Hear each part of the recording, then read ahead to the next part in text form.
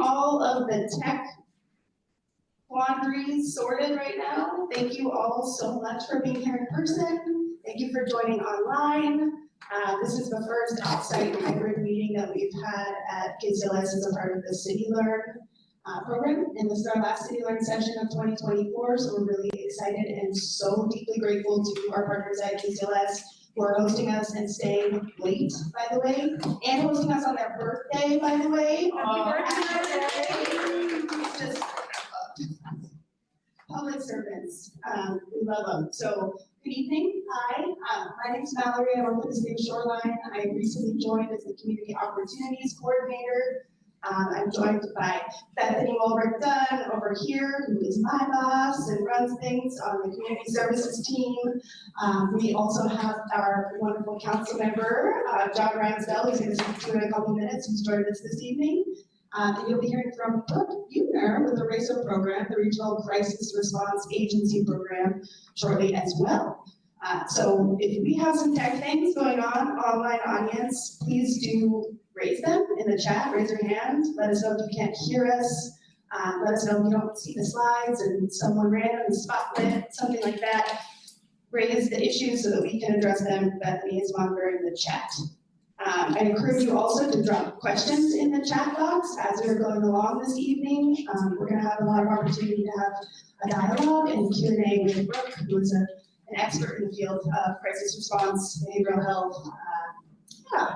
So thank you for being here. If you haven't in the audience already signed in, there's a sign-in sheet. Oh, we are recording this event in order to make sure that others who are able to join can review. It's a topic of interest to many in our community, so we're excited to post the recording on the CityLearn website, on the City of Shoreline website. I'm holding this like a trumpet as we go into the Q&A and questions later. I'm gonna give you a mic if you wanna ask a question. I know it can feel icky. Don't hold it like an ice cream cone. This is how Robert talks about it. Hold it like a trumpet. Hold it like a trumpet. But virtual audience, please do use the chat throughout the event. Drop thoughts, drop questions. We'll probably wait until Brooke is over and finished with her presentation to really dive in to your thoughts, your questions, and all those things. We'll also, okay, thanks, John. Are other mics turned off right now? It could just be a result of using the PA in the room and having it be picked up on the on-screen mic. Okay. Should we try the on-screen mic only? We can. Okay. It just means that, we're essentially turning off all of these. If we turned that mic off on the Promethean, do you think that would resolve the issue? Thank you for flagging that, John. We will triage. So that's off now. How can you hear me now? I can show chat. Yes. And the mic is the echo. So that little box on the top is the mic in the room. Testing. Great, Chris. All right, John, are we good? Yes, amazing. Okay, free from the mic. So I'm gonna come up a little bit closer. Hello again. Thank you for joining us this evening. Hello, thank you so much for taking time out of your evening to be here. We are going to kick it off, and I want to hand it over really to our council member who is here this evening. It's going to give us some remarks about who is the person, what drew him to the service on the council, and maybe some connection, if there is some, which I know there is, to work that the Regional Crisis Response Agency does. Project. All right. Join us. Don't cheat out the audience. Can you hear me? I guess. That's up to Bethany now. Yep, I got it. We'll just assume that folks can hear me. All right. My name is John Ransdell. I'm in my first term at the Shoreline City Council. My wife and I have been living in Shoreline for about 17 years now. We moved from Ballard. And we just, my wife's business is in Ballard, and she goes, everyone's in Ballard. But now, in retrospect, we look at it, we're so happy that we're in Shoreline now. So a little bit about me, like what brought me to Shoreline City Council. So I've always been interested in my community, improving my community. From the time I was young, I grew up in the East Coast in the Boston area, and essentially my career has had legislative, grassroots organizing, environmental piece, and then the majority of my career has been in mental health. And so I currently have a private practice as a mental health counselor. I'm a part of that for over 20 decades, I worked in community mental health. So I worked with developmentally disabled adults for the ARC in King County for several years. Got my master's in clinical psychology while working at the ARC at Antioch University of Seattle. And I worked about a decade with the City of Seattle's Aging and Disability Services case management program. I was general case management. I worked at the Seattle Housing Authority outreach team. I also worked on a program called the PEARLS program, which provides in-home mental health counseling for veterans and veteran spouses who are homebound. And that program was kind of a combination of effort by the Seattle Aging and Disability Services and the Harvard Psychiatric Department. And I loved doing counseling so much that I moved over to Evergreen Hospital and then worked as an in-home mental health counselor in the in-home mental health counseling program for a couple of years, and then transitioned over to the geriatric regional assessment team, the GRAT team, which a lot of people may be familiar with. And so, I see some nods, yes, okay, yeah. So I ended up being the lead clinician on that team. I was on that for about 8 years. And unfortunately, when Evergreen decided not to renew their contract with the county, I was looking for work again. And so I worked with foster to adopt kids who were in crisis for a couple of years. And boy, that was the hardest job I ever had. And these kids were, evidence of suicide or suicidal ideation. So I've worked a lot in crisis work in the mental health field. And so when I heard about this RACER program, and I had an opportunity to get on the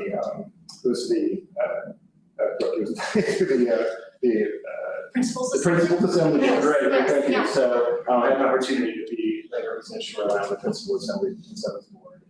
And I'm so proud of the work that we did.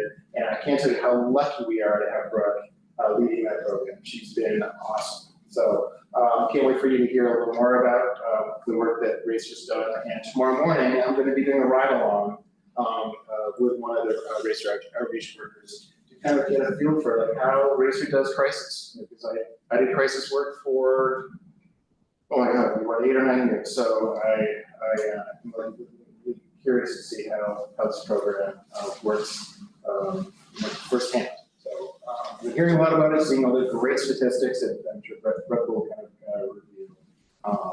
And so then we're probably to the council. I guess part of it was like parks. When I have a graduate degree in clinical psychology and also a more recent degree in public administration. And when I got that degree, I did some research and found out, geez, there's a real strong correlation between access to public open spaces and a reduction in mental health diagnoses like depression and anxiety and psychosis. And so in my own neighborhood in Westminster Triangle, it became really apparent that the closest park was like over a mile away. And it became even more apparent when one of my wife's best friend flew up from Sacramento. She had triplets, 3-boy triplets, all of like 6 years old. They're like, where can we go to kind of blow off some steam for these boys? Well, we had to all get in the car and drive to the park because there was nothing really long distance.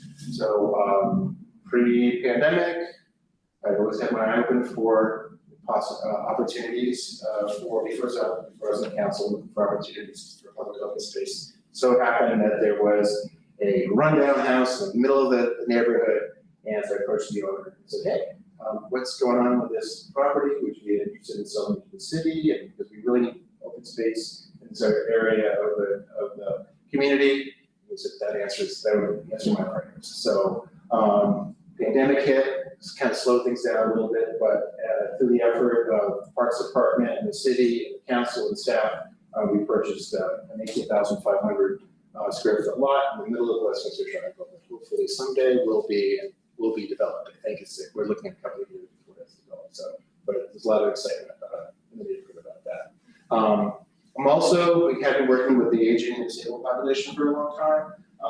I've really pleased to report that during the next budget meeting on November 18th, I'll be introducing an amendment to fund a pilot program to provide in-home counseling on-site at the senior center and that hopefully will be some success. We know there's a strong need in the community for mental health services for older adults.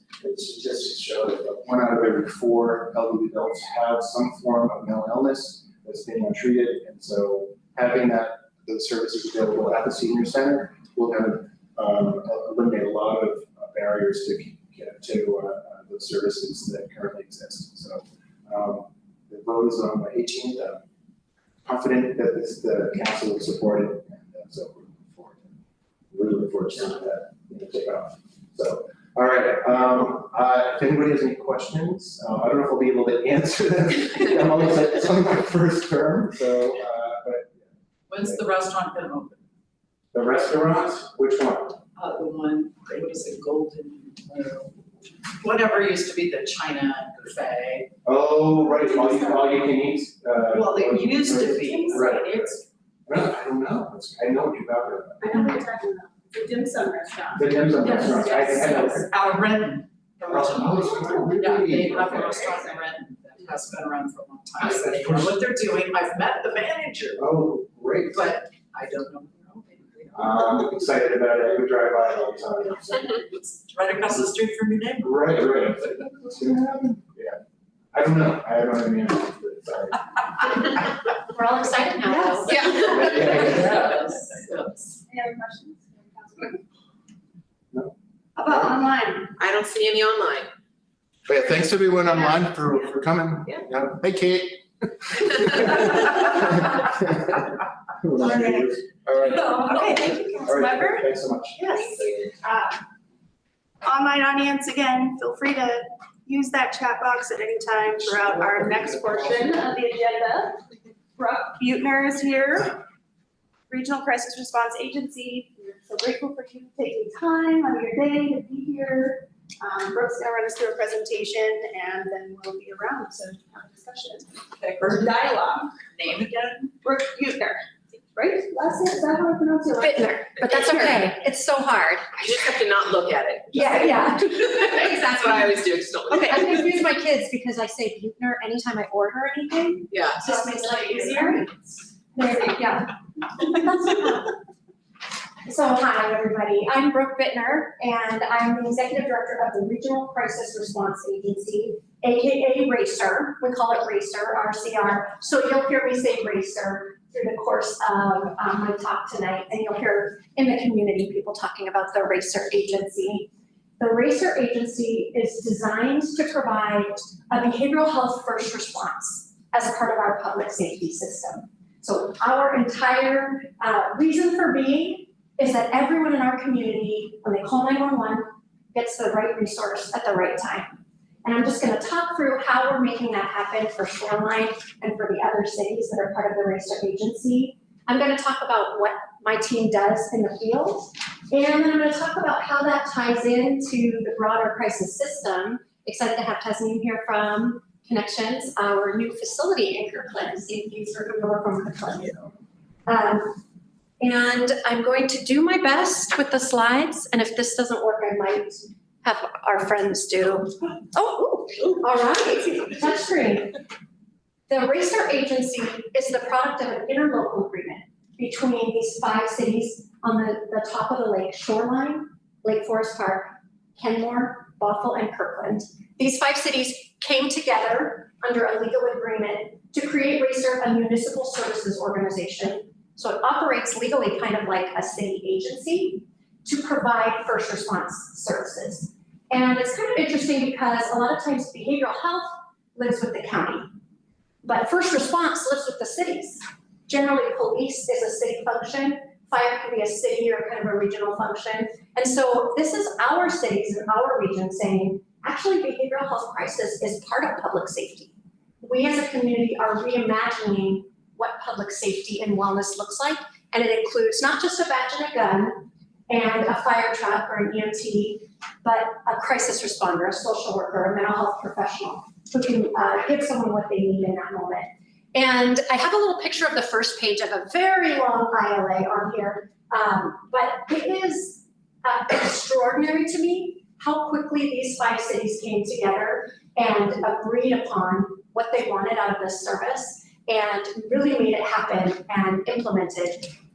Again, just extraordinary how fast these cities found money to make it happen. We had an existing project, kind of a pilot project called the Radar Navigator Program that started 7 or 8 years ago in Shoreline, in the Shoreline Police Department, and then spread to these 5 cities. So there was some proof of concept. And I also like to point out that North King County was already doing police reform before it was cool. And in fact, our police agencies up here in North King County were the ones saying, hey, we need a different tool for people that are in crisis. We want a social worker in our house and on our team because this isn't what we signed up for. We want to get people what they need. And so we had this really strong buy-in already when the social movement happened around George Floyd's murder in 2020, saying we need to do policing differently. Our police agencies in these 5 cities were already doing that, so we had a really strong foundation. And then our city staff, the city managers, came together and said, how can we quantum leap this to truly be a first response for people that are in crisis? Now I'm forgetting which way I'm supposed to go. I want to talk through what the crisis responders do out in the field. We are responding to 911 calls and providing kind of basic mental health social work.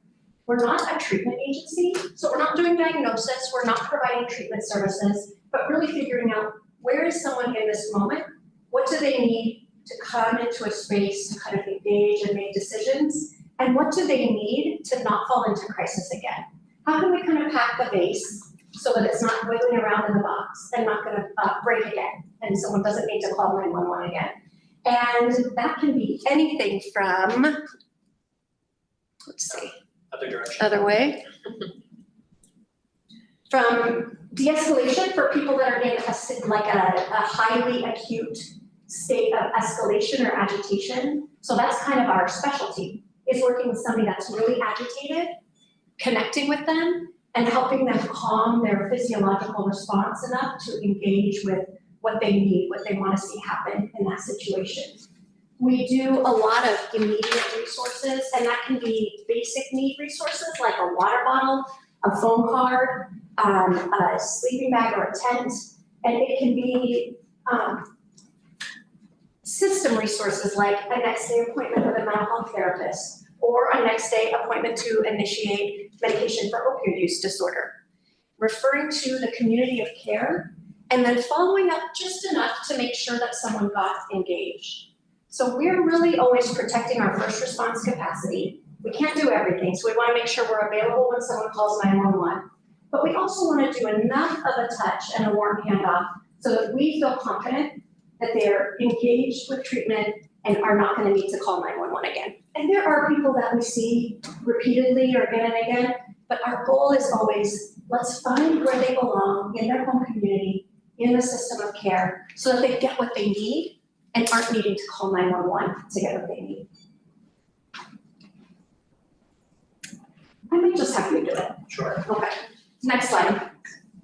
So just some pictures of our crisis responders out in the field. They are working often directly with police officers or directly with firefighters. When I say the right resource at the right time, it's a badge and a gun, a fire truck, an EMT, and or a social worker. And in a lot of cases, it's kind of a combination of that on the menu. What is the right resource that this person needs or the right combination of resources? Next slide, please.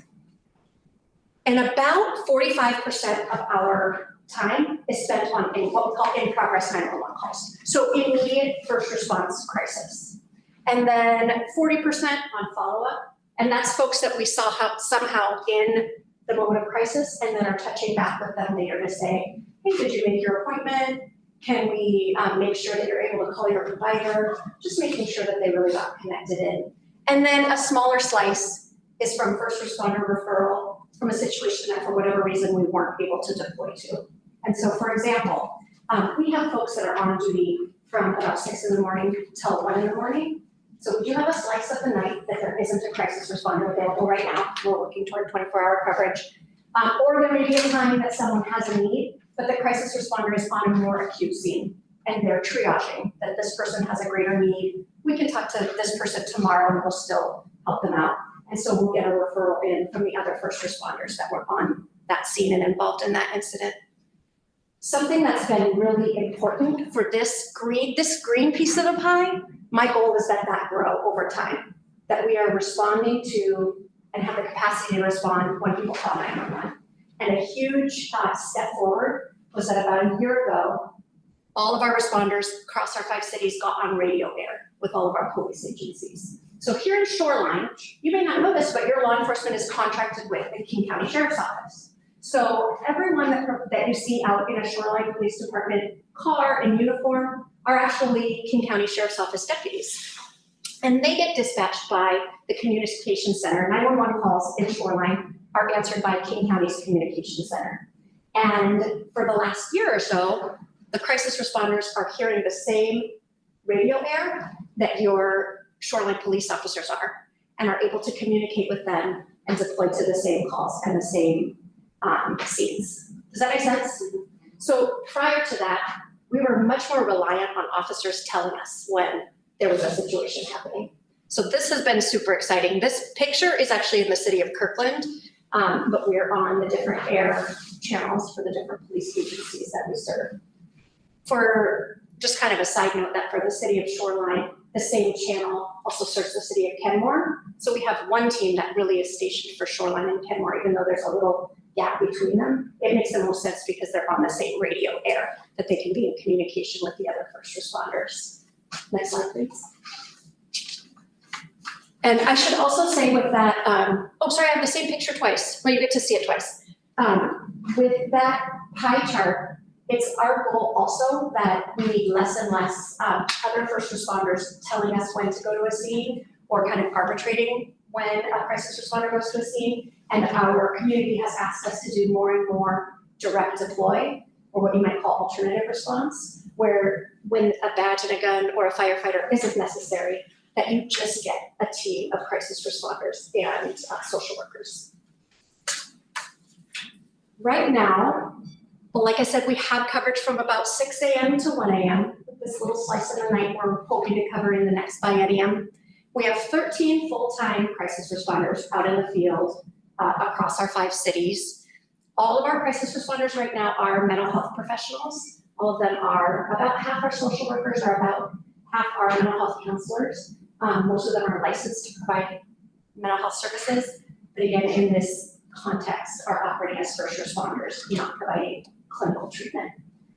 The way that we station is that we have the full spectrum of coverage in 3 cities across our 5 cities. So in the city of Shoreline, they have office space and are based out of there and respond really to Shoreline and Kenmore unless there's a need in another city. In the city of Bothell, we have office space and they'll respond out of there for Bothell and Lake Forest Park. And then there's office space in the city of Kirkland. And they're pretty mobile because they have vehicles. I have a picture of the vehicle on another slide. But they're able to go back and forth across the jurisdictions. Also in our organizational structure, I want to talk a little bit about governance, which means who are the decision makers for the racer agency. Because we're a public municipal services organization, our decision making happens at the level of the city and not within the agency or within the police departments. And that was really important to the leaders and the elected officials that were creating the interlocal agreement, that decision making happened at the level of the city instead of within the police system as they were moving toward more of an alternative response model as a community. And our governance looks like an executive board made up of city managers, a principals assembly that Councilmember Ransdell sits on. There's a representative from each of our 5 cities.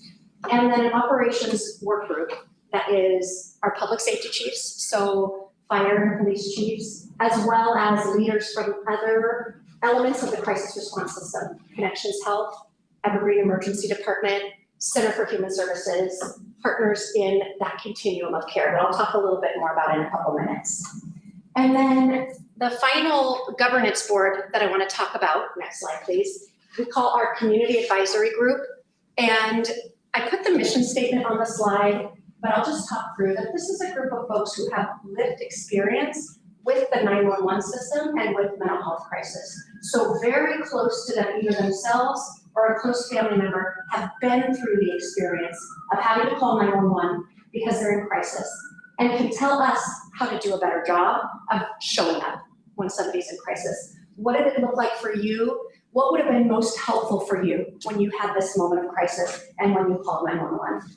Most of these folks had their experience before radar or the RACER agency was available, but we have a handful of people who directly experienced our services and can say, this is what was helpful about it. This is what you could do better. And that is so valuable to us because we believe as an agency that the people that have lived the system have the best ability to tell us how to improve the system. Something that I'm pretty proud of is that we very early on were able to offer stipends to people for participating to really kind of literally put our money where our mouth is as an agency and say, this is valuable. Your time is valuable. You don't have to volunteer unless you want to, but you don't have to volunteer because what you're offering, your lived expertise, has true value for us as a program. And I am always recruiting for the community advisory group. So if you have that lived experience or know someone that has been through that experience, I would love to talk to them and bring them into the fold. Next slide, please. I'm going to tell a quick story. I'll tell a few more stories at the end. But we have this little, these two little drawings are tacked up in one of the crisis responders' offices because she had an experience where 911 was called because of a domestic violence issue. Police responded because there was a life safety question. This was a police need, a law violation. Somebody was in physical danger. And a crisis responder also went. Because we'll often respond to domestic violence calls because there may be a life safety issue, there may be a criminal issue, and most likely there's also a mental health crisis issue, a family member that needs support. In this case, there was dad, mom, and then twin daughters. And the crisis responder sat with the twin girls while the police processed the scene, while they made their arrest, while they did what they needed to do with the victim survivor.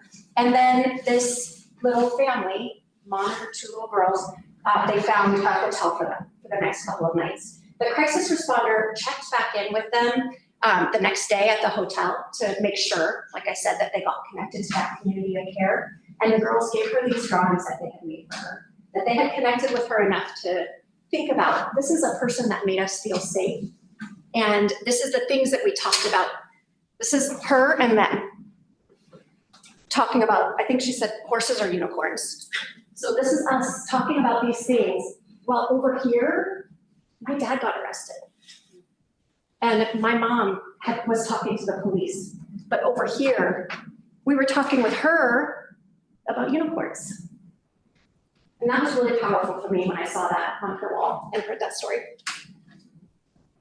Next slide, please. All right, so this is our car. We have 5 or 6, I think 5 fleet vehicles out in the community right now. They say crisis responder on them. They still don't have our logo. Our logo is fairly new. So anyone that voted in our logo process, thank you. I'm super excited about our logo. And that will go on our cars soon. But the idea is when you see this car pulling up, instead of the lights and sirens, black and white, that can kind of say there's a sense of safety here. If I don't need a police officer, I'm getting a crisis responder. And we talked a lot about what the verbiage should be, what the word should be. We don't want to say social worker because in some communities that means the person that takes your kid away. We don't want to say mental health professional because in some communities that means the person that takes your civil rights away. And so we decided to go really kind of mechanistic. This is a person responding to a crisis. However you define your crisis, whatever crisis means to you at that moment, this is a person that's responding and hopefully in the way that you need for that response. This picture of the responder in the vehicle was in the Seattle Times. They did an amazing article on our team about 2 months ago. So look it up if you didn't read it. It was really great and I thought super accurate to what we're doing.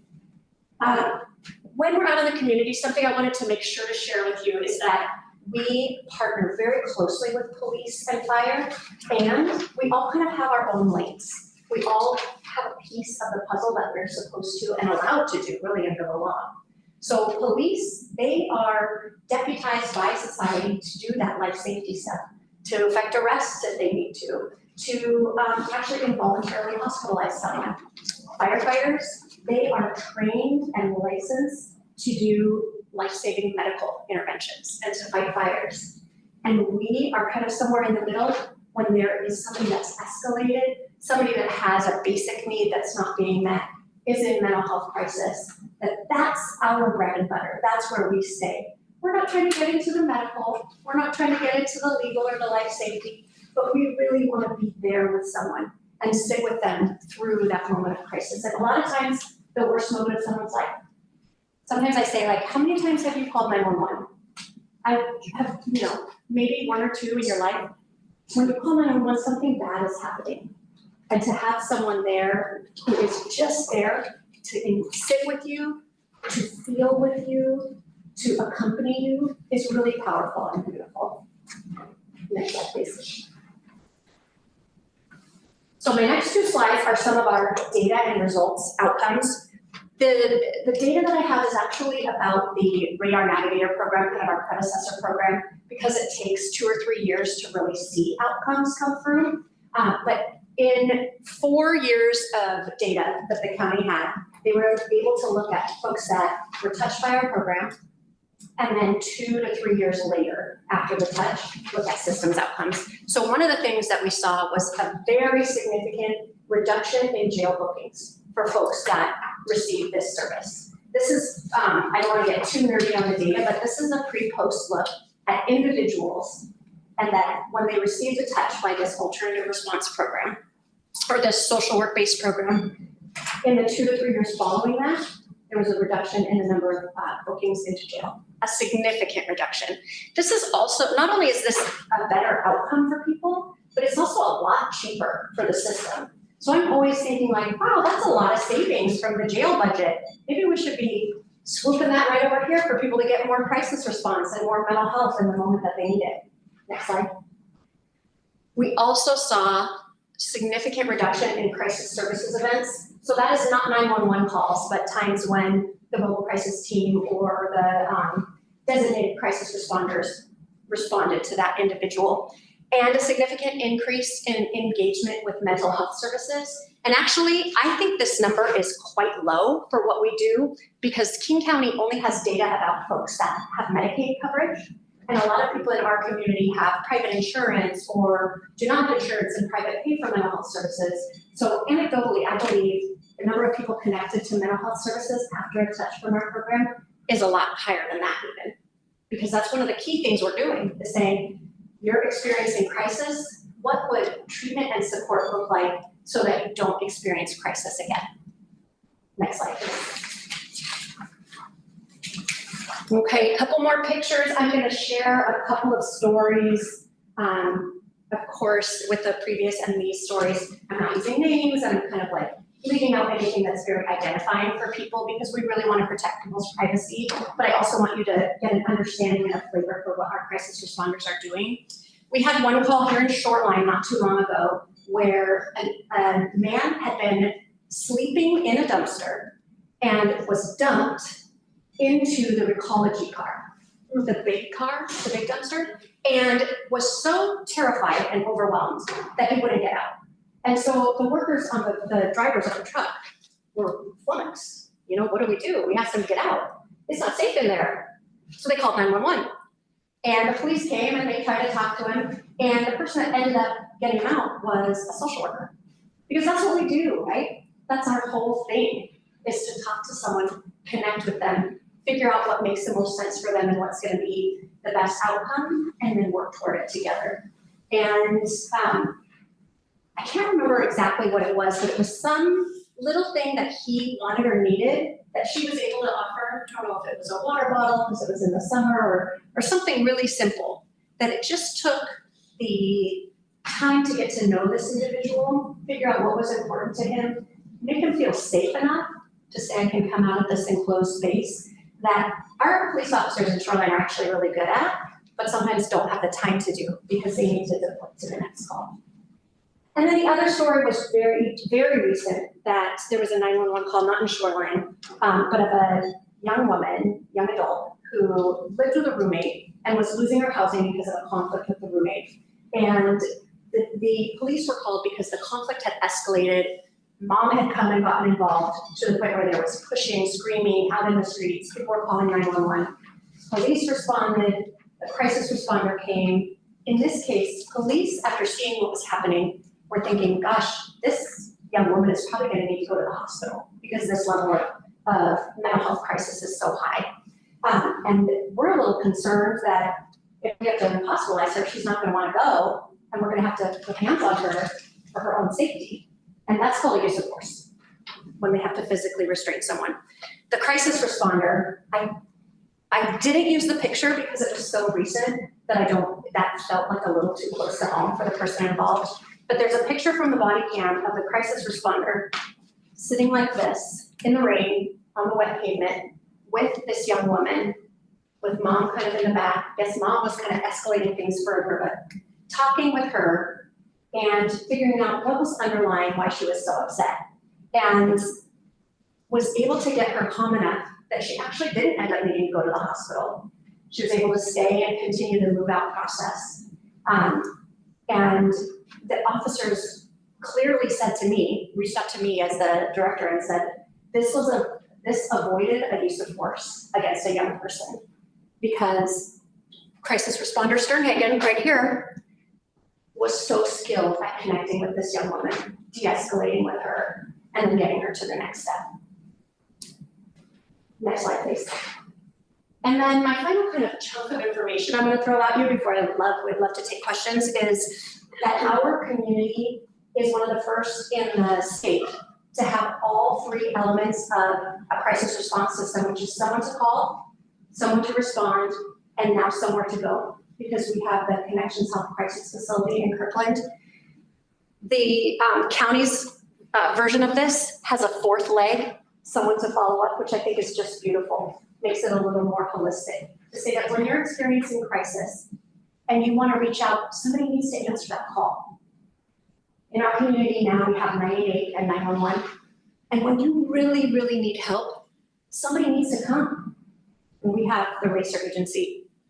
And when you can't stay where you are because it's exacerbating your crisis, you need somewhere to go.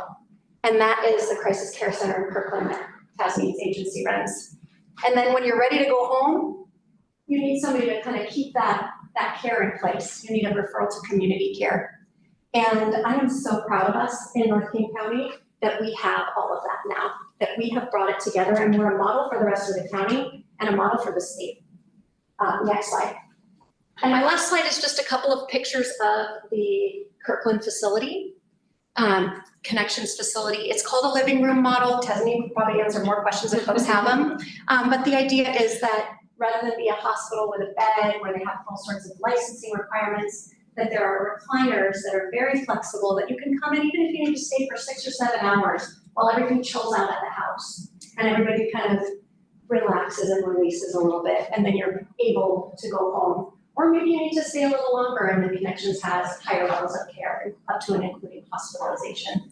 And this front door right here is a behavioral health urgent care. So just like if you have a sprained ankle or an ear infection, you can go to an urgent care instead of an emergency department. Our community now has behavioral health urgent care at Connections. Good evening. The library will close in 20 minutes. If you are using our computer and printer, please save and print your work before closing. The print stations turn off automatically. Thank you for using the King County Library System. Perfect timing, because that wraps me up.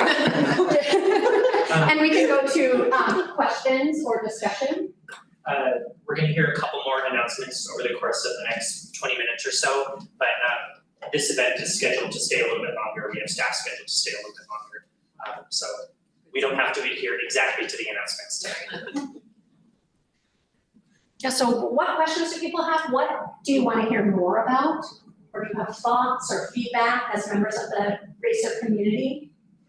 Yeah, you mentioned 2 phone numbers, and I've seen both of those, or the 911 forever, but what is the difference? Yeah, that's a great question. So the question is, what's the difference between 911 and 988? And I did kind of gloss over that, but since July of last year, Washington State has had a 3-digit crisis line, also or formerly known as the suicide helpline. And you can call it from any cell phone, any payphone if those still exist, in the same way that you can call 911. If you dial 988, you will be connected to a trained mental health counselor. who can work with you on crisis. And they have a lot of evidence bases that they're able to resolve like 80 or 90% of calls just on the phone. And then there's a percentage that needs someone to respond. And so you want a team to be able to go into the community. And the difference is that 911 is a high acuity, immediate emergency. And the crisis line can be for anything along the spectrum of things don't feel right and I need some help. I want to connect with services to I'm just really not doing well and I need to talk to someone, I need some help right now. The crisis line will, 988, will also be able to take those calls in, and if it is too high of acuity for them, go straight to 911. Warm transfer them directly to 911 where they'll get the emergency response. No, thank you. So I have a question, because this was before Racer went into effect, but it was here in Shoreline, and there was a young man in a public park in crisis, huge. And I called 911. I stayed on site, but away from him while waiting for a response. And one of our finest officers, Charlie, to name the unnamed Acres, and a couple of officers.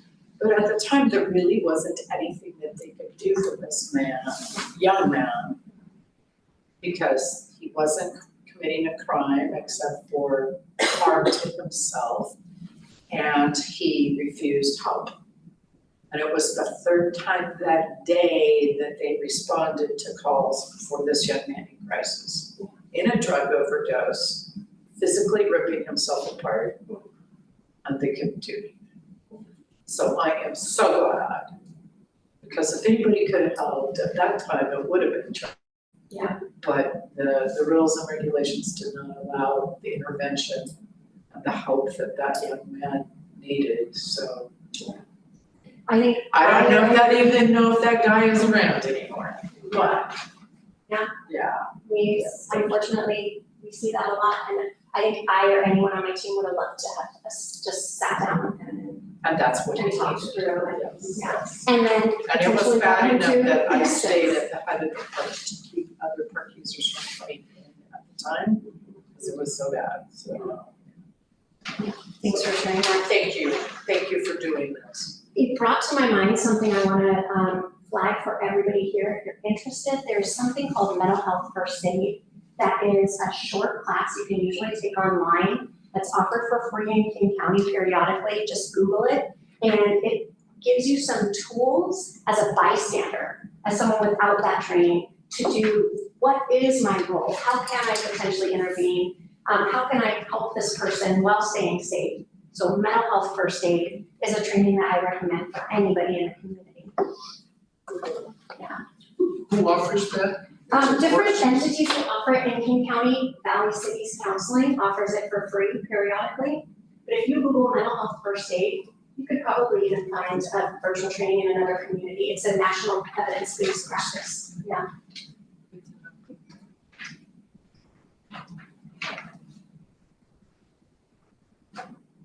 Anybody in the virtual audience? I don't see any questions so far. I've got a question. Like, how often do you respond to issues like what Patty just mentioned, where there's somebody who is in crisis due to substance use or overdose? Is that? Can you say the first part again? Yeah, I mean, is that how often? Is it substance use related? Substance use related, Yeah, okay. It depends on the community, but we do see a lot in Shoreline, for example, along that Aurora corridor, and in encampments. We're seeing it more and more everywhere over the last couple of years. It is, yeah, it's a growing and emerging challenge, but we see it a lot. I guess I couldn't mentally put a percentage on it, but it's a growing challenge that we're grappling with and trying to figure out what do we have to offer. This is a little bit off topic, but we collect a lot of data. We collect data on what kinds of referrals we're giving to people. And for a long time, I would see that we had a very low percentage of our referrals were for substance use disorder services. And when I dug in a little bit, it turns out that there just were no services to refer to. It wasn't that there weren't as many people experiencing substance use disorder. There was just nothing to offer. So that's gradually changing. Seattle, we're hoping, will soon open a post-overdose recovery center. That would be a great referral for somebody that's just experienced overdose and had an overdose reversal. The county's doing better at offering immediate initiation for medication for opioid use disorder. That's really promising. Our firefighters and EMTs are increasingly able to do initiation in the field. Seattle Fire Department has been piloting BUP initiation in the field with their paramedics and then EMTs. And EMS is a countywide service that crosses different fire districts, and they have recent direction and ability to initiate effort in the field for folks that are familiar with that as a medication for opioid use disorder. Thanks. I would also encourage people to read that article that was in the paper a couple of months ago.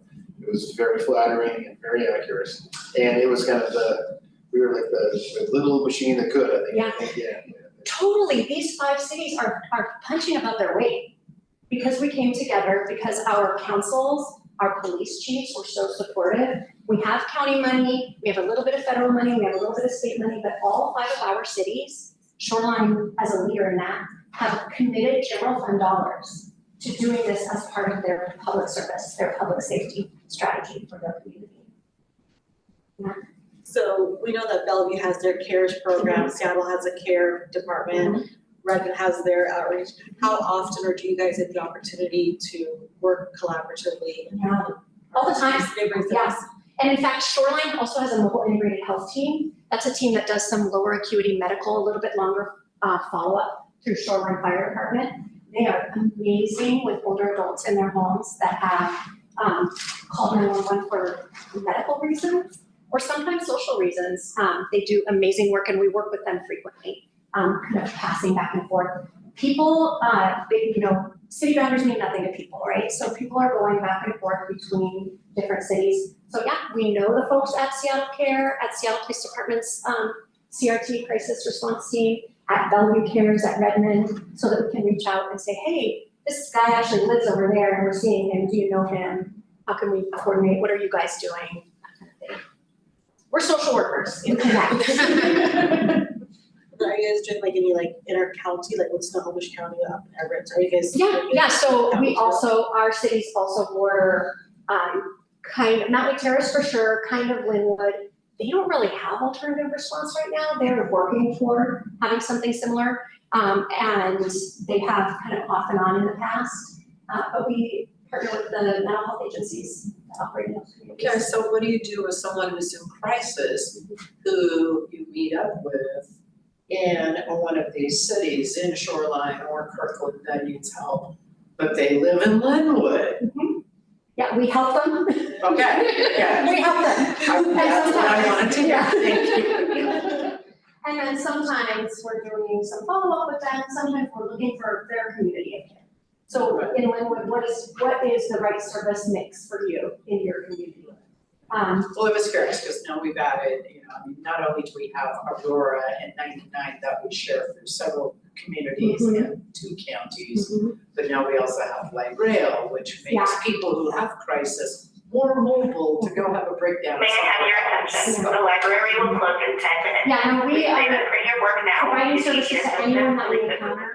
please Just like if you call 911 because you're having chest pains, the EMTs come regardless of where Por you are. favor, guarde y imprima su trabajo ahora. Si I'm worried about necesita ayuda, visite el servicio de I'm asistencia. just worried about that for a moment.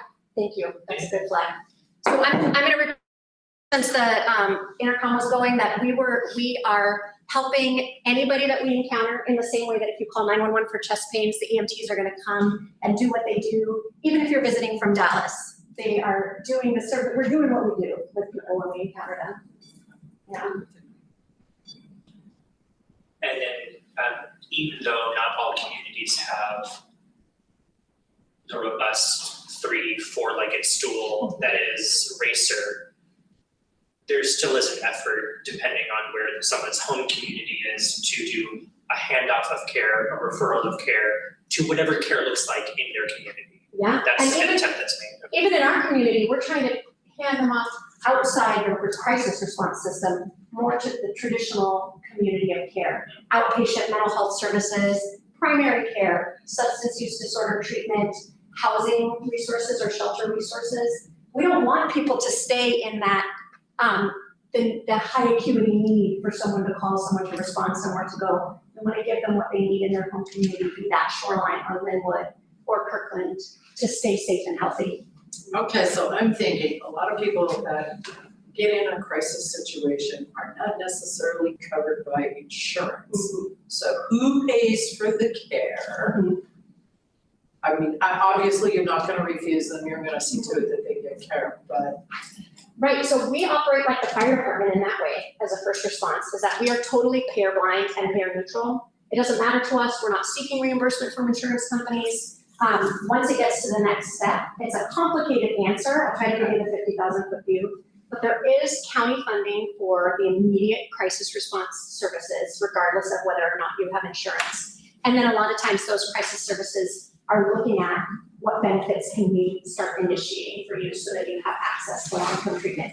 And in fact, that's one of the primary barriers that people face, is that they don't have insurance coverage, so they don't have services. So sometimes one of our primary interventions will be, how do we get you signed up for Medicaid? Or how do we find services that are within your means to pay for? Medication that you can afford, that kind of thing, yeah. That's a great question. Talking to connections, again, regardless of circumstances or insurance, they are going to come to connections. Yeah. Support that. Yeah, thanks for mentioning that. You know, I have kind of a jurisdictional question. I believe that Burien Metro Transit, that Burien has had social workers on during the day. I don't know if that would be from your group or if that would be separate at the Burien Transit Center. And I believe also they've had perhaps on Third Avenue. I don't believe they've had anyone at Aurora Village Transit Center other than security. But I've wondered, like light rail, that's sound transit. Would those be considered off limits for you as far as WLEDs? I love the word compliments. It's all complementary. Yeah, that group of social workers, they're actually county employees and working within transit and doing similar to what we do, de-escalation, engaging with people. It's not a first response because they're not staffed deep enough to be able to respond immediately to any call. But they're doing great and important work, and they're hoping actually to expand to the Aurora Light Rail Station. They reached out to us not too long ago, maybe like in September, and said, hey, we're gonna be there soon, at least maybe 1-2 days a week. How do we best work with you? Because we're all social workers, that's what we do, we work together. And talk through, if it gets too high acuity for you, how can you get one of our very skilled mental health professionals that does that high acuity de-escalation. Yeah. I do frequent the transit center, and I do know there often are drug related issues there. Yeah. And I just from time to time call 911. But I don't know. I just kind of feel that's kind of off. It's that once I talk to Metro, it's complex of who serves that area. Yeah. Who, you know, but it is, there are problems. There are people there in crisis. May I have your attention, please? The library will close in 5 minutes. If you have items to check out, please come to the checkout desk or use one of our self-checkout stations. The computer and the print release shut down right at closing. Please save and print your work now and retrieve any personal devices such as thumb drive.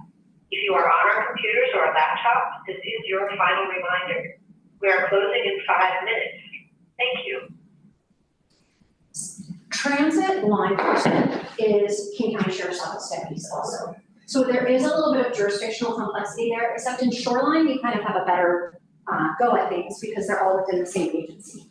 There is law enforcement on transit in other communities where they have municipal law enforcement, where that's a little more challenging, although law enforcement is also pretty good at working together when they have a need. But in Shoreline, they're both King County. And they also have private security, so probably different private security contracts. Yeah, and you know what I hear is that those private security officers are getting pretty darn good at de-escalation too, by necessity. Some of them are, Yeah. absolutely. Yeah.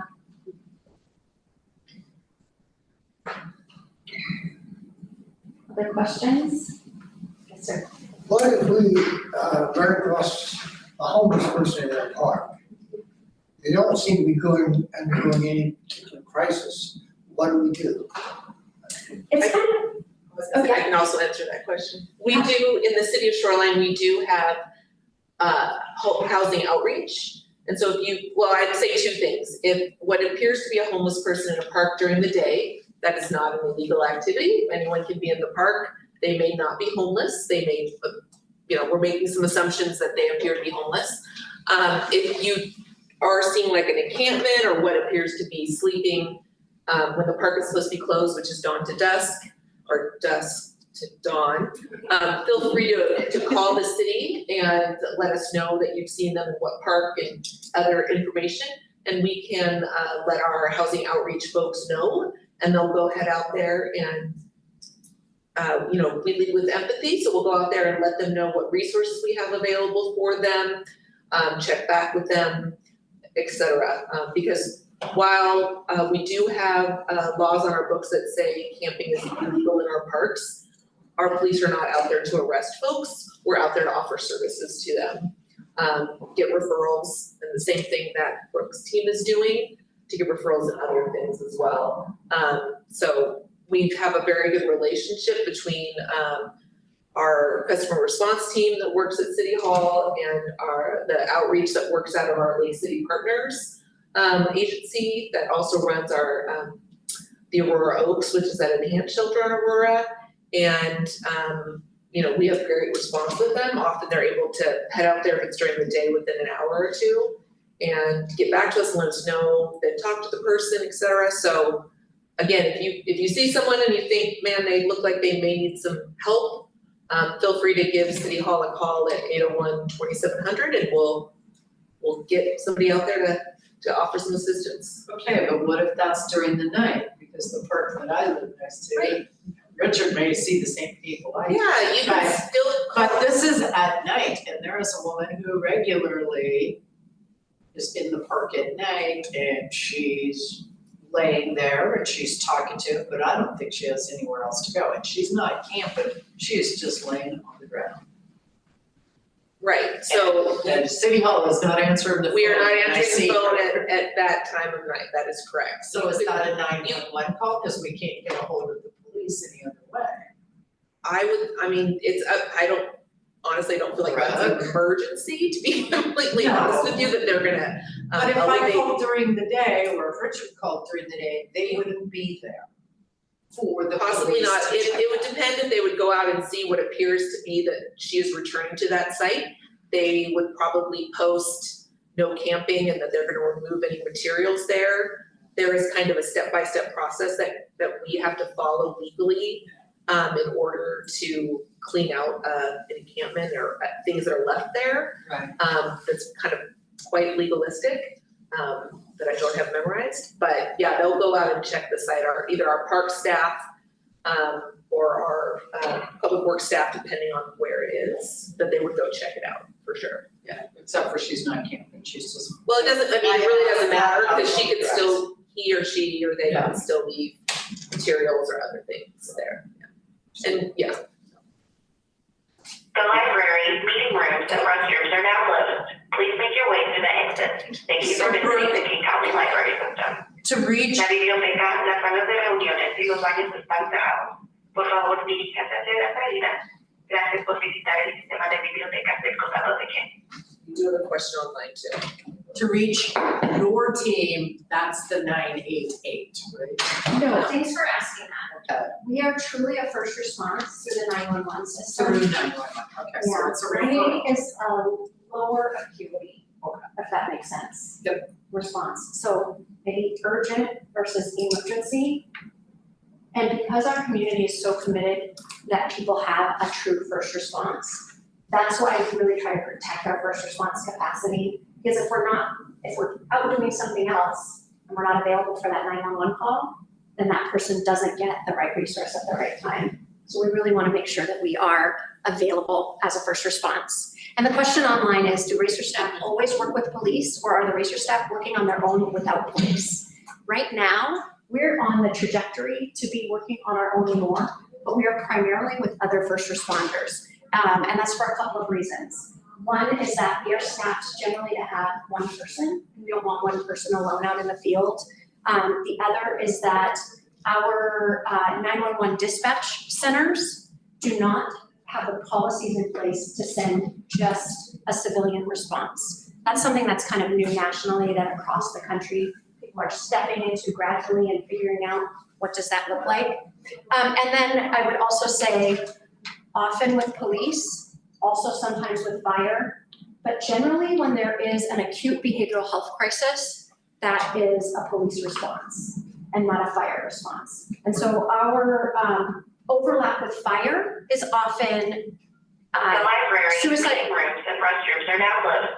Please make your way through the exit. Thank you for visiting the King County Library System. La biblioteca, las salas de reuniones y los baños están cerrados. Por favor, diríjase hacia la salida. Gracias por visitar el sistema de bibliotecas del condado de Kent.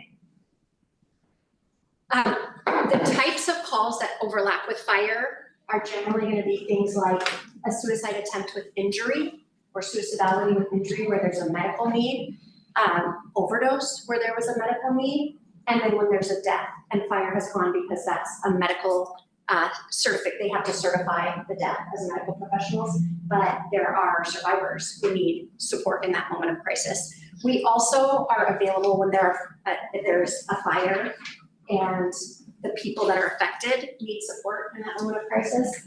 I will say the fire departments are really good at immediately connecting people to what they need, like the Red Cross and their immediate crisis response. So our overlap with fire has been more around behavioral health crisis.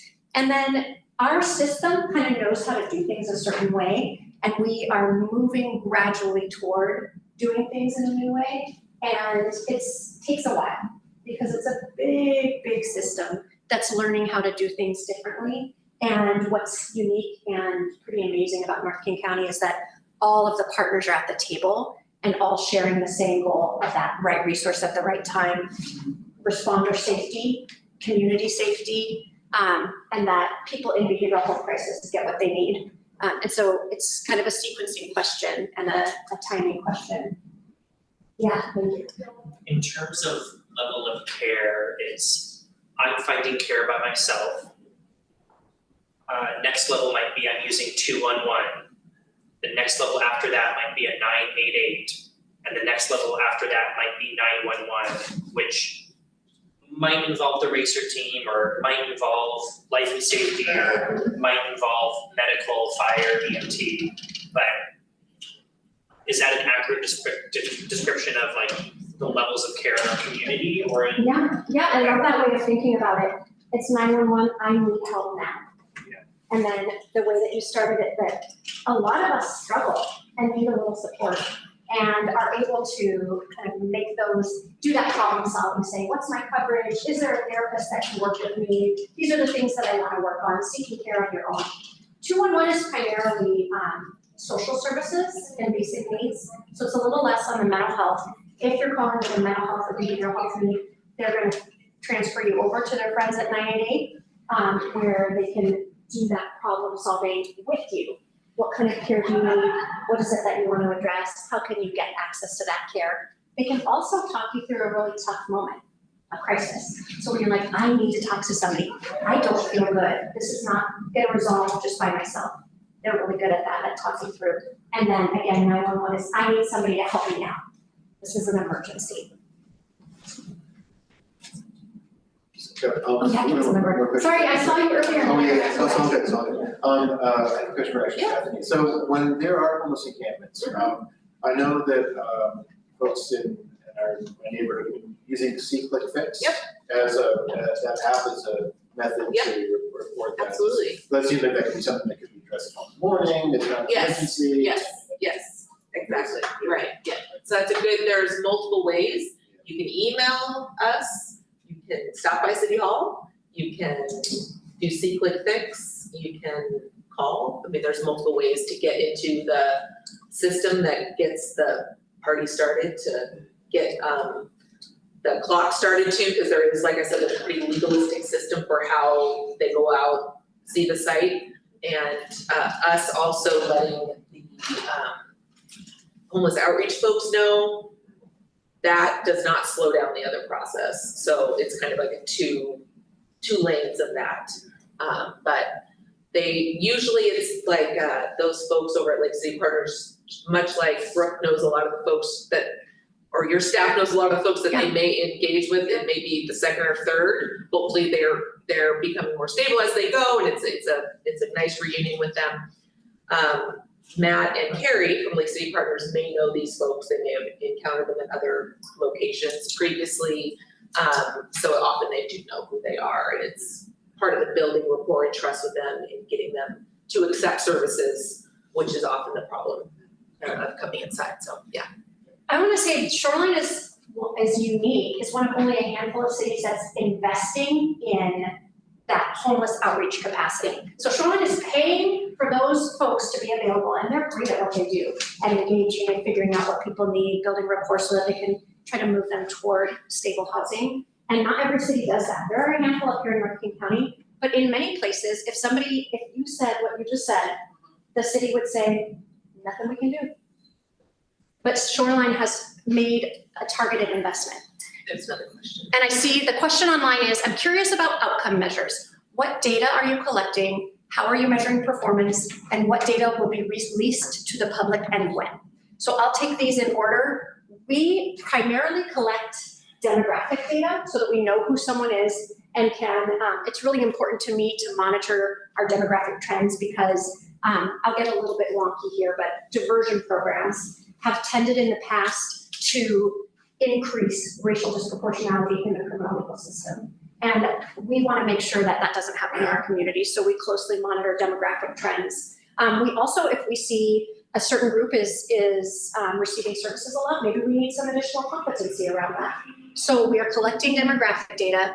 We are also collecting what I call encounter data, and that is a brief note that the crisis responder will make so that they can remember when they meet that person again, or so that a colleague can pick up care. But we're not keeping like an electronic health record. We are just getting the basics so that we can continue to provide care. And then we are very, very lucky because we're funded by King County's mental illness drug dependency 0.1% levy that you all have voted for and reapproved over the years. Because we received that funding, our person identified data goes to King County as our funder. And King County owns data on all of these systems where I think we show our outcomes. So the criminal legal system, King County has access to all jail bookings data. I don't, we don't. They have access to all Medicaid claims data. Again, that's not something that I would have access to. And they have access to all crisis services system data because they're the payer for that. So because our data goes to them as one of our funders, they are able to person match and show us those outcomes. And again, we're super lucky because there are a lot of programs in Washington and across the country who could tell you, we served X number of people, we provided X number of referrals, but they could not tell you 44% of the people that we served and had increased engagement in mental health services. And we can say that because we have our King County partner that has all of that back-end public health data. And all of that data is available publicly right now. I can put, if there's follow-up, I can send a link, but on King County's webpage, if you search MID outcomes, MIDD is the funding. And so all of that is available as a very interactive dashboard. So those numbers are pulled from a dashboard that anybody can access and look at. And you can see that in some cases, they're even better than this for some years, our numbers. And it's complex, it's a little confusing, but you can get the idea and you can play around with it a little bit on the dashboard. Oliver, I think was the name. Did that answer your question or is there more there that I'm missing? Oliver. Thanks. Yeah, one more thing I want to say about that, how are we measuring performance? That's one of the places where we're integrating our folks with lived experience to say, what does success look like? What should we be measuring? What should we be watching from your perspective as community members, people that have experienced this system? So a lot of our big structural elements as a program are very much informed by that community advisory group over the years. Some examples of places where the community advisory group has weighed in and shaped our program development include our interview questions. our job descriptions and then performance evaluations to say, what does a good crisis responder look like? Members of our community advisory group sit on our hiring panel to say, is this somebody that would have worked for you when you were in crisis? Because you can have all the credentials in the world and not be the kind of person that can do crisis response. So it takes a special kind of person, and we want to make sure that we're hiring the right people. And then another place where community input has been really important is, what is success? And those outcomes that I showed come up a lot. Reduction in jail. I did not put a slide, but we also showed reduction in emergency department admissions. It was just 4%, so it doesn't look as flashy as my other outcomes, but that's actually pretty significant. There are clinical and medical programs that strive for the tiniest little reduction in emergency department admissions. So one of the measures of success more broadly, you could say, is reduction in big system involvement. Less need for these deep criminal legal system interventions like a jail booking. Another success metric that our community identified through our community visioning process last year was the number of, I want to say this right, the number of 911 calls that goes to a crisis responder or doesn't, that could have used a crisis responder. That's a little harder for us to measure right now, but figuring out, are we meeting the actual need when people call 911? So that's kind of a longer term outcome measurement strategy. And another one was staff turnover as a metric to say, are we taking care of our people? Are we hiring the right people? Are we keeping people in the job and not just burning them out? I loved that one because we really do want to take care of our team. Okay, so then my question is back to Oliver. Did I answer your question? I added a little more there. Or is there You anything? didn't see further chat, did you? Nope. Okay. What's the short-term or long-term, and maybe it's dependent on funding that has yet to be proposed or approved, but you were discussing how there are 5 hours a day without coverage. There are roughly 13 staff doing this crisis work. What do the next months or years look like? Even if the answer is it's unknown because we haven't invested more yet as a community. Yeah. I have a little bit of the answer in that the 25-26 biennial budget for our agency will be voted on and approved, hopefully approved by each of our 5 city councils over the next month or so. One council is voting tonight.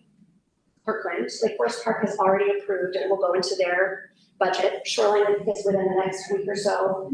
All 5 of our cities, it looks very good. All of our councils are really supportive. Shoreline City Council has been incredibly supportive for the years, so I feel confident that our budget will be approved through that process.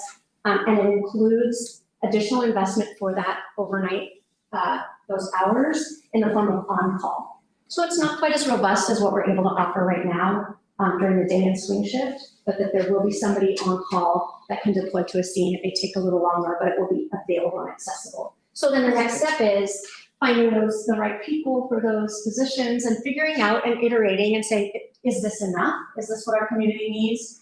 Or in the next biennium, do we want to go a little further and staff that 4 or 5 hours? So then, in terms of that direct care, the budget has been written for on-call service during those 5 hours overnight. Correct. But budget hasn't totally officially been approved yet, so it's all still a little pending. Yeah. Okay. Yeah, that's exactly right. Thanks for summarizing. You're good at that. I wasn't going to say, who is this guy? Librarian. I saw. Knowledge narrative. Yes, sir. This person I was talking about, I saw in the park. It was during the day, but there was camping equipment around, a bunch of garbage around. It was pretty obvious to me that he was living there. And Give us a call and let me, what park, I'll write it down right now. it was in Southwoods. Okay. This was a couple of years ago. Oh, okay. It's not racist. And a few years ago, I did meet a woman, and I was shopping at Fred Meyer's at 8 or 9 o'clock at night. And she said she had just become homeless and she wanted a place to stay. I didn't know what to tell her. What do I do? So it's very layered question, as is a lot of things as Brooke has explained today. One immediate thing that most folks, just that you can tell her is the 211 number. If she. I don't know anything about 211. 211 was mentioned, it is the general referral line for general social services. So if someone calls 211, they'll say, what do you need assistance with? So if it's housing, and they'll say what part of the county you're in, they'll provide referrals to, you're a single woman, how old are you a veteran? They'll ask a bunch of questions and they'll refer that person to various housing to call. If they call the city of Shoreline during the day, obviously when we're there, we'll also be able to provide them with a handoff to whether it be the housing outreach person at the Oaks. We'll also invite them to come in on Tuesday afternoons when we hold community court, because there's often agencies, there's someone from the health department that shows up. There's also folks from HopeLink that come by. There's actually food, people can get food there. And there's a bunch of other referrals that we can provide. So that's a good place to start. But 211, and it's a free call. But this is at 9 o'clock at night, she needs help then. She needs a place to stay then. That's a tough one, but 211 is a good place to start. Referral doesn't help if in the middle of the night. The only other thing I would say is there are shelters. We don't have nightly shelters available in Shoreline. There are shelters, congregate shelters in downtown Seattle. And they could be referred. And downtown Everett. So And downtown Everett, yeah. it's in both directions, yeah. And that information would be available via 211.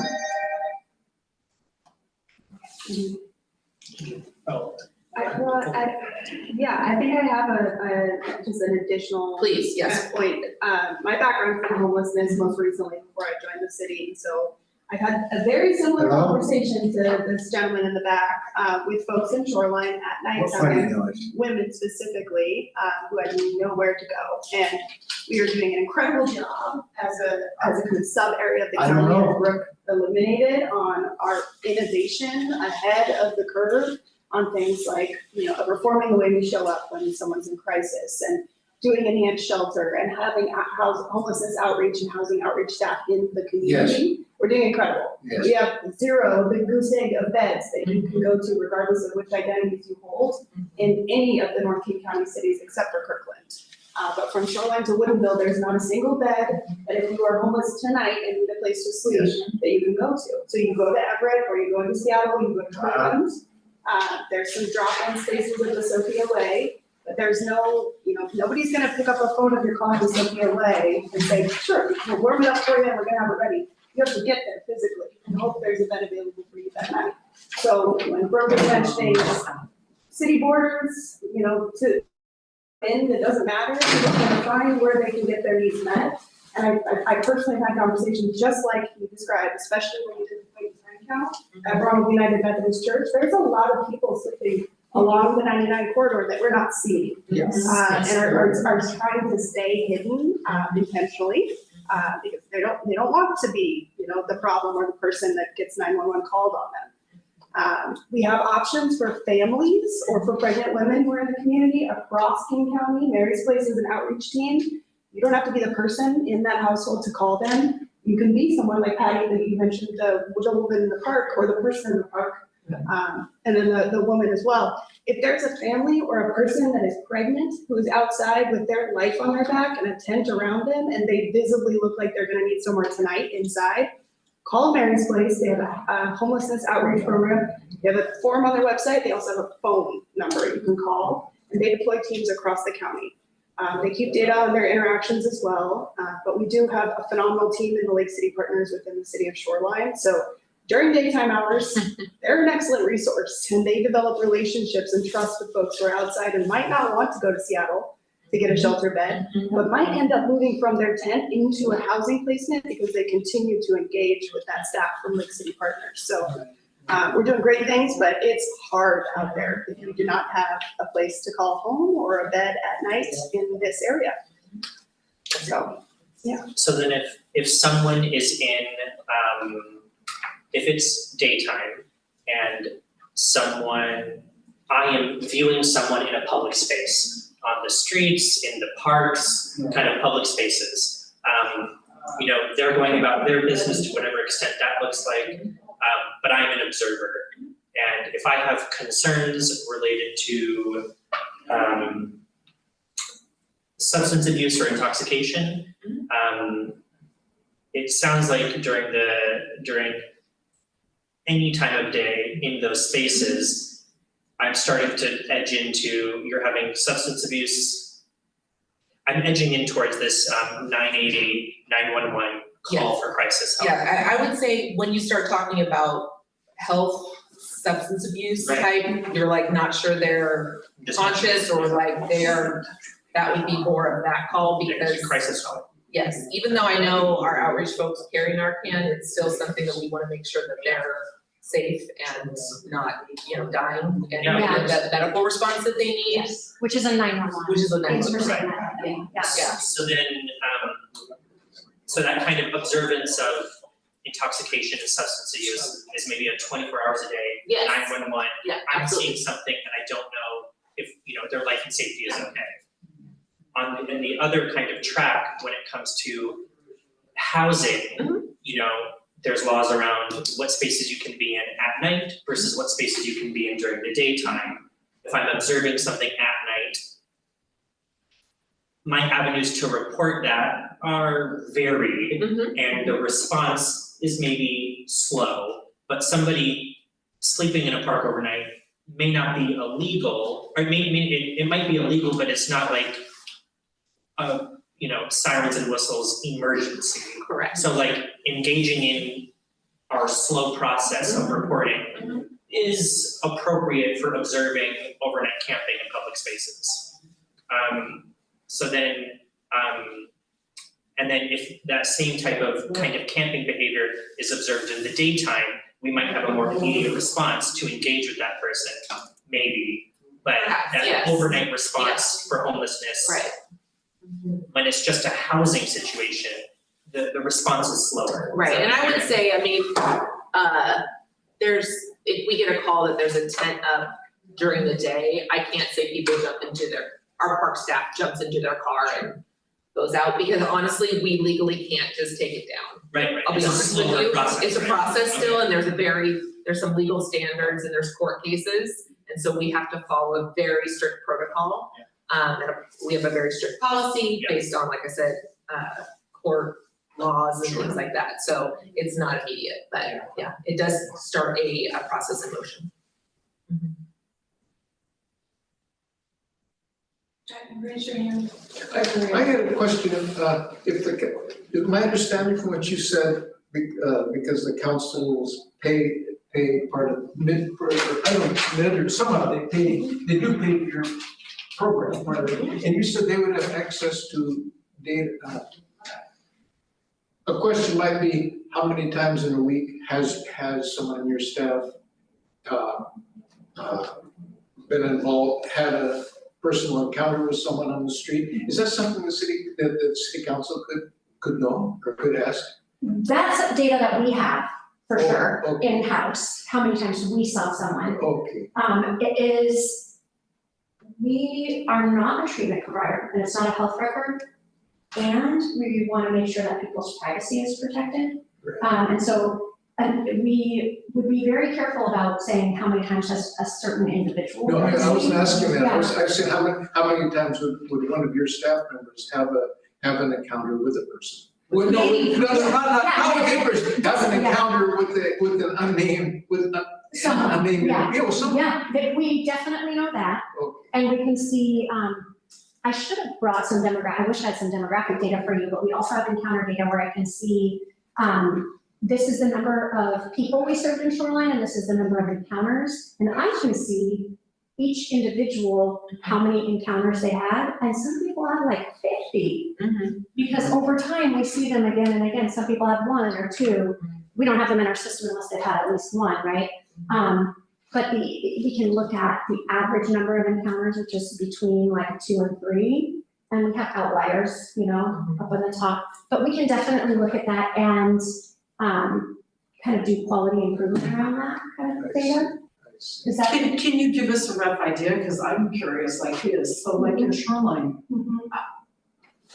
are you out all the time responding? Yeah, Or does it happen like once or twice a day? Yeah. Or once or twice a week? Yeah. So I'm just curious. I can give you a rough idea for Shoreline between like 1 p.m. and 10 p.m. They are out all the time, either on one or more calls. It's slower in the morning and in the late night. After this, if I can get into my computer, I can tell you how many people we saw in Shoreline, you know, in Q3. Yeah, I mean, I have it so. I recall the data, it's a huge number. Yeah, it's a lot. Hundreds and hundreds of Yeah. people. Yeah, certainly Thanks, hundreds. Yeah. Our team saw almost 2,000 people in Q3. Yeah. No, is that right? Maybe in 2024. Is that an unduplicated? Yeah. Yeah. So that's So we're seeing That's significant call-outs. numbers. And sometimes it's just a quick touch, you know? But it's still. But yeah, so sorry, I don't have it off the top of my head, but you're right. But it's a This is, huge number. yeah. It's smaller in our smaller cities. And- But that is available online on the Racer website, which is hosted by City of Kirkland, because that's our fiscal sponsor in our cities. That is all available. We run a dashboard every quarter. And so there's a public dashboard that has the data we have, which I talked about. Demographic, homelessness status. I can tell you off the top of my head that we run about 20% of the folks we serve are living homeless. It's higher in Shoreline.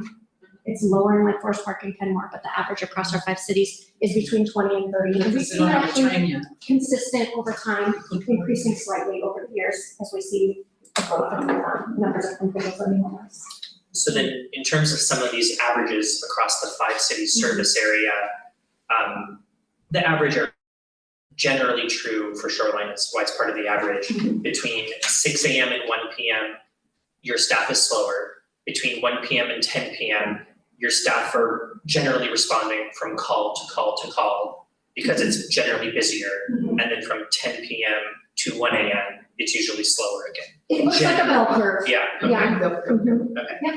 And then out of the people in crisis that your staff is responding to, you know, it's Shoreline a little higher, but about 20% of the calls you respond to involve working with someone who seems to also be struggling with housing. Is that what you were saying? Similar, except it's 20% of the individuals we serve, because we may see an individual experiencing homelessness more than somebody who's housed, because it's tougher. Oh, to get so them if to you the saw social. 100 people, Yeah, 20 of them might be struggling with housing. yeah. Even if you saw Homelessness them without housing is fair, yeah. more than 20 times, you're counting that percentage in relation to individual.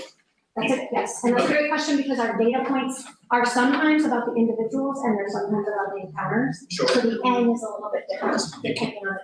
For example, on the referrals, we may get different referrals in each encounter, so we do that analysis by encounter instead of by individual. Right, okay. You're a savvy.